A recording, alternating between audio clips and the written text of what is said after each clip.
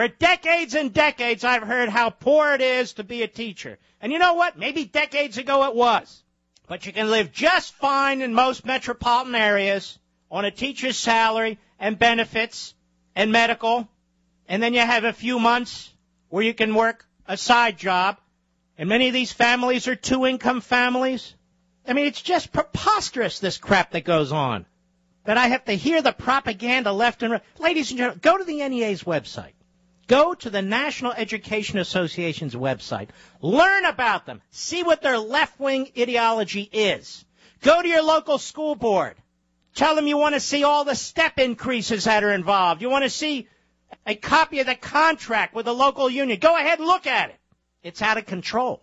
So what the governor of Wisconsin has said is, I don't want to fire 5,000 teachers. What I want to do is set up a system so in the future we can get some control over this. He does not want to take a meat axe to it. He's not trying to be irrational. He's not trying to be anti-union. He is saying, look, I have got to get this under control.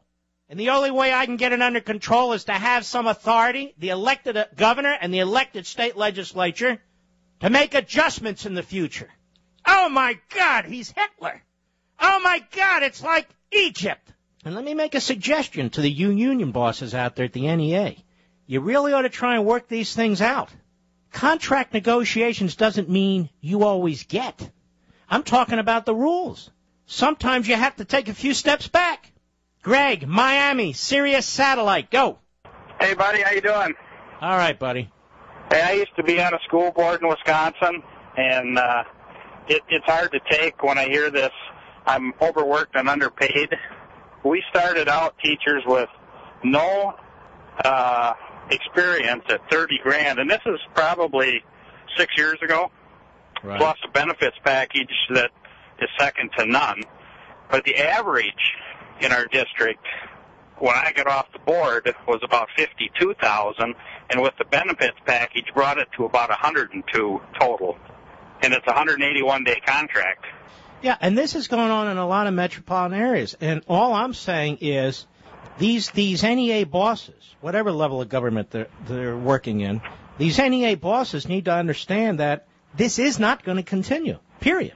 They're losing the country. The country's turning on them. And part of what you've been saying for a long time is true. People need to get involved, because what happens is people that get on the school board that don't have any experience, the unions just roll right over them. And not only that, the superintendent rolls right over them. Right. The superintendent, I've said for years, should be somebody with a business background. You're surrounded with educational people. You need somebody with a business background that knows how a business works. But most of them have 40 years in the system. They work their way up, and that's the icing on the cake for them. What I always tell people, from my experience on the board, is the sooner private industry takes over education, the better off we're going to be. Well, all I want to see is some competition. Have you ever seen let's call it an industry that's hundreds and hundreds of billions of dollars with almost no competition? Well, that is specifically protected by the antitrust laws? Like I've told people, what other industry can if and they're really good teachers, don't get me wrong. And I've said that over and over and over again. I have family that's what been incentive is there for somebody that does a really, really good job and somebody that does a crappy job? They get the same raise. All right, my friend. Thank you for your call. I already went over this ground. I said what they want because of the NEA is conformity. Conformity. And if you're a good teacher, it ought to be pissing you off by now. Because if you're a good teacher, you ought to break out and be paid much more than the average teacher or a poor teacher. But the administration exists in these school districts to protect the poor teachers, to protect the average teachers. Everyone, the kids and the parents, they know who the great teachers are. Oh, great, they get $300 extra at the end of the year with a plaque. Well, that's not what I'm talking about. They ought to be held up as wonderful examples of the profession, and they ought to be paid for it. Not everybody the same, in my humble opinion. But, you can't manufacture microwave ovens in this country with the kind of monopoly power the NEA holds over our school system, that kind of sway. What's wrong with competition? I'm just talking about competition among the unions. Why shouldn't there be 3 or 4 unions vying for representation of teachers? Well, we know why. Because the NEA has used its campaign funds to do exactly what it intends to do. Power. And power corrupts. What is the check on the NEA exactly? Well, some of you teachers are in your car, you're grinding your teeth, you're really holding your steering wheel hard, or you're listening to me at the dinner table. If you're a good teacher, I'm not talking to you. I'm not talking about you. So don't worry about it. If you're a part of the leadership of the NEA, you should worry about it. I mean, you should. I don't know how to convey it. I have audio of these different delegate meetings they have once a year. They're big meetings in these stadiums and convention centers. You should just hear the leftism. Once again, I want to explain that the NEA is the closest thing we have in this country to a communist mechanism. It is a monopoly. It has enormous political power. You must be a member in order to work in most places. If you dare to question them, dare to challenge them, you're going to be shunned or worse. They use their muscle to extract enormous treasure from the citizenry, and they take a percentage of that through campaign cash to buy favors and support. I've never seen anything like it, to be perfectly honest. Don't give me the FOP and so forth. Not even close. Not even close. Now, we've been getting some crazy weather lately. As a matter of fact, on the East Coast, more is coming. In the Midwest, you're getting it right now. Snowstorms, rain. When the weather's bad, the last thing you want to do is leave your office or home just to go to the post office. But you still need to send out letters and packages, right? That's why I highly recommend Stamps.com. Now, with Stamps.com, you can buy and print official U.S. postage for any letter or package right from your desk using your own computer and printer. Stamps.com is very easy to use. You already have everything you need just to get started, like a computer and a printer. That's it. And you'll be printing postage in minutes. I have Stamps.com, which is why you rarely see me at the post office. That's a good thing for everybody. So right now, get this special offer when you use my name, Mark. A no-risk trial plus a $100 bonus offer, which includes a digital scale. You plug it right into your computer, and $45 free postage.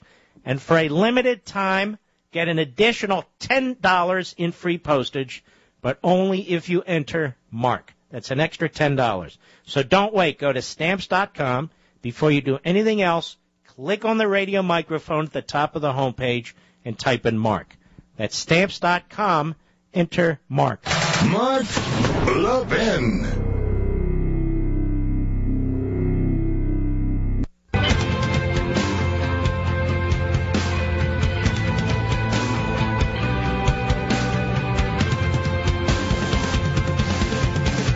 This is Radio Free America on the Mark Levin Show. Call now, 877-381-3811. A lot of these organizations have outgrown their usefulness. I mean, for our society they have. I think groups like the NEA, the NAACP, there are others, they don't all come to mind all at once. They're stuck in the past, as they like to say about us, but they really are. I've told this story before, but not often enough where many of you may not have heard it.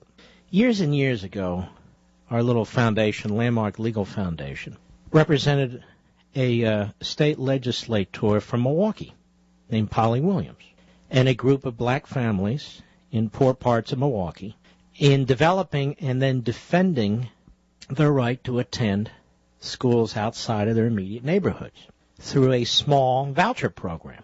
It was the first school voucher program in the nation, and Landmark Legal Foundation was representing these folks. On the other side was the NEA and the Wisconsin Education Association, the NAACP, believe it or not, the ACLU, among other leftist groups.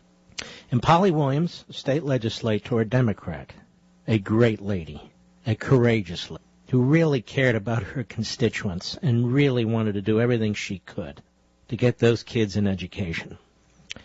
And we fought this all the way to the Wisconsin Supreme Court and won. It's a limited program. Since then, there have been efforts to expand it. So Wisconsin has always been a very friendly state to the NEA. And so we've had to go to court to fight them. This is what I mean about the the nature of this entity, this thing called the NEA, this monopoly, this monster, where it rejects even the slightest amount of competition and yet claims to care about little kids and education in the classroom, or it rejects really highlighting great teachers in order to protect very poor ones, where it demands conformity because that's what it's all about. This is why this battle against public sector unions, it's mostly a battle against the NEA, the Wisconsin Education Association, in the case of Wisconsin, as a matter of fact. I'm just calling it like I see it, folks. We'll be right back.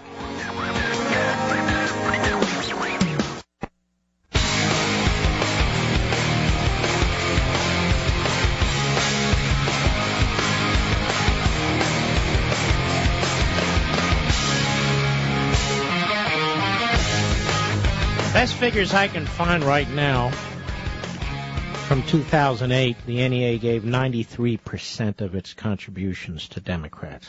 And as I recall, and I can't point to the source right now, about 35 to 37% of the members of the NEA are Republicans. So there are a lot of teachers who have to be members of the NEA in order to work who don't agree with the NEA. I want to quickly mention Barack Obama, as I said earlier in this show when I started off. Barack Obama decided to get involved in this. So did the chairman of the DNC, Tim Kaine, because they want to get their base all worked up and all fired up. Because Barack Obama is one of the bought and paid for NEA politicians, as is Tim Kaine. So here we have the President of the United States, who sits in that Oval Office and decides which citizens he's going to be representing and which citizens he's not going to be representing. This is the problem with constituent-type politics of this. You're supposed to do what's in the best interest of the whole nation. We saw what he did with the two car companies. What the president likes is turmoil. The more turmoil there is, the more government there is. So we have students who don't like to pay back their student loans. What does he do? Nationalizes it.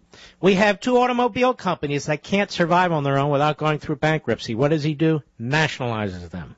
We have banks that are hurting. What does he do? Through the back door, he purchases equity positions through TARP funds to tell them how to operate. He sees what's going on in Arizona. He wants to play to his base, so he sends his thugs from the Justice Department into Arizona to undermine a governor and a legislature. He sees what's going on in Wisconsin. He decides he's going to draw a line right here and show the public sector unions that he's with them because he needs their money. Here's the problem, Mr. President. You blew it. There's tens of millions of us. We see what you're doing. We know what you're doing. We know what you believe. And we're going to stop you. The next election, every election thereafter. Wisconsin. We'll be right back.